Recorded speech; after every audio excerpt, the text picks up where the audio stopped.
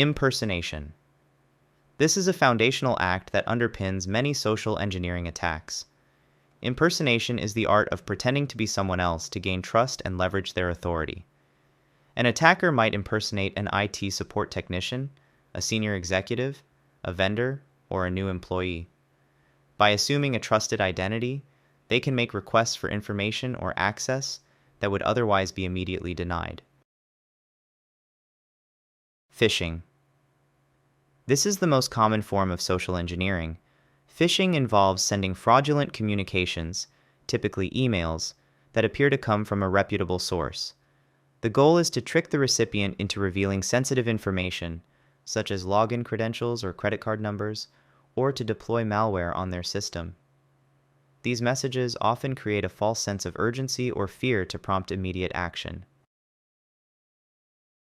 Spear phishing. This is a highly targeted and personalized phishing attack.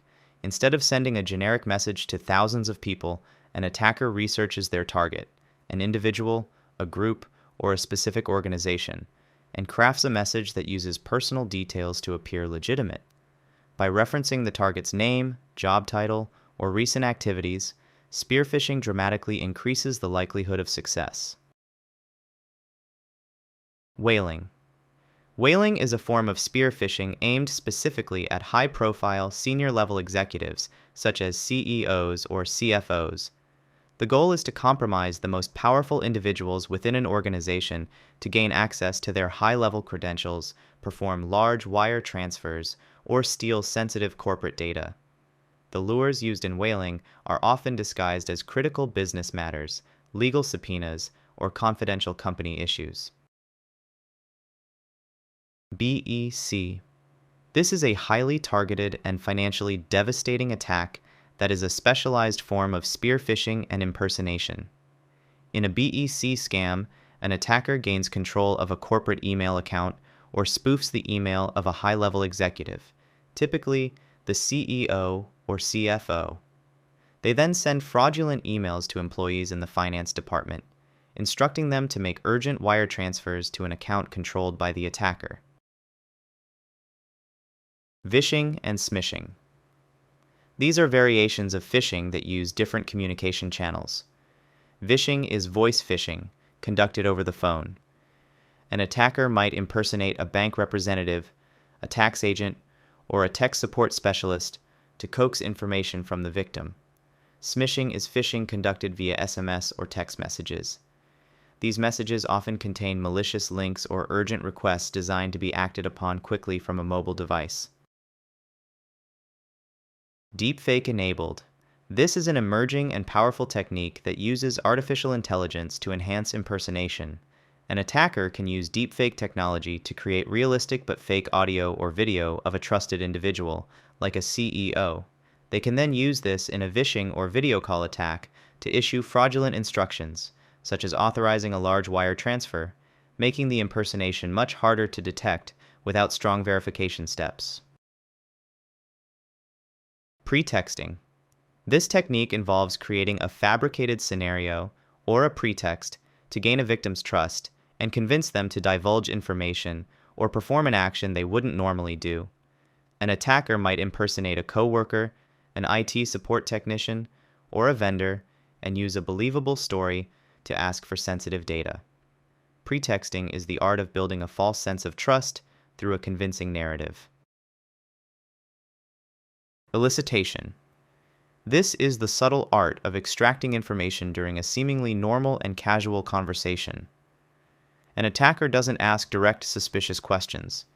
Instead, they use strategic compliments, incorrect statements, or feigned ignorance to guide the conversation and encourage the target to volunteer sensitive information. It is the practice of pulling on conversational threads to slowly piece together a complete picture. Baiting. Baiting exploits human curiosity or greed.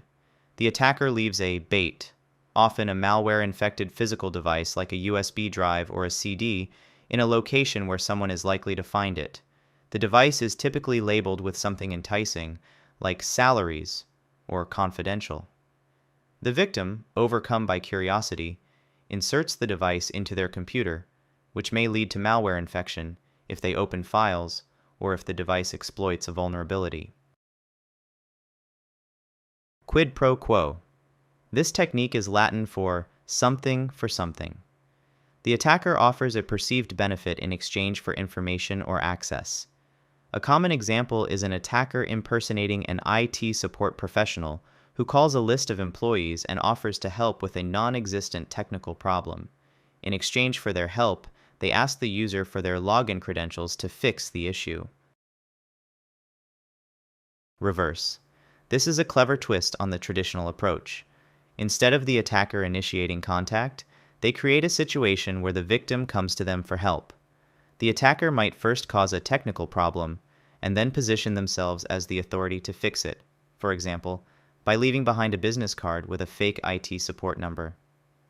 When the victim calls for help, they are already in a position of trust and are willing to give up credentials or access. Tailgating. This is a physical social engineering technique.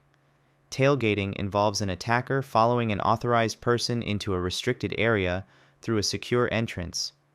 The attacker might pretend to be a delivery driver or an employee who forgot their access card, relying on the authorized person's natural tendency to be polite and hold the door open.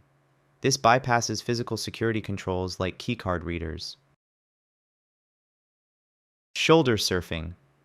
This is another physical technique that involves directly observing a person as they enter sensitive information. The attacker simply looks over the victim's shoulder to see them type a password, a PIN at an ATM, or a lock screen pattern on their phone. This can be done in close proximity in a public place or from a distance using binoculars or hidden cameras. Dumpster diving. This is a low-tech but highly effective physical information gathering technique. It involves an attacker rummaging through a target's trash to find discarded documents that contain sensitive information. This can include anything from employee phone lists, organizational charts, and network diagrams, to sticky notes with passwords or confidential memos, all of which can be used to plan a more sophisticated attack. Watering hole attack. This is a more strategic and sophisticated attack. Instead of targeting victims directly, the attacker compromises a legitimate website that they know their target group frequently visits, the watering hole. The attacker infects the site with malware, and then simply waits for members of the target group to visit. When they do, their computers become infected, giving the attacker access to the target organization's network. Scareware. This technique manipulates users by exploiting fear. Scareware involves bombarding a victim with alarming and fictitious warnings, usually through pop-up ads, claiming their computer is infected with malware. These messages are designed to cause panic and pressure the user into purchasing and installing useless or malicious software to fix the imaginary problem. Honey trap. A honey trap is a classic espionage tactic where an attacker feigns romantic or personal interest in a target to build a relationship and exploit them for information. This can happen in person, or more commonly today, online through social media or dating apps. Once trust is established, the attacker manipulates the victim into revealing confidential data, providing access, or performing other actions on their behalf. Social media persona seeding. This is a long-term strategic attack, often called a long con. An attacker creates a highly detailed and believable fake professional persona on a platform like LinkedIn. Over months or even years, they use this persona to build a network, establish credibility, and form relationships with employees at a target company. Once they have gained the trust of their targets, they can exploit those relationships to elicit confidential information or gain access. MFA Fatigue.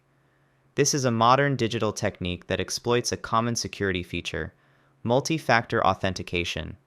After an attacker has already stolen a user's password, they will attempt to log in, which triggers an MFA push notification to the user's phone.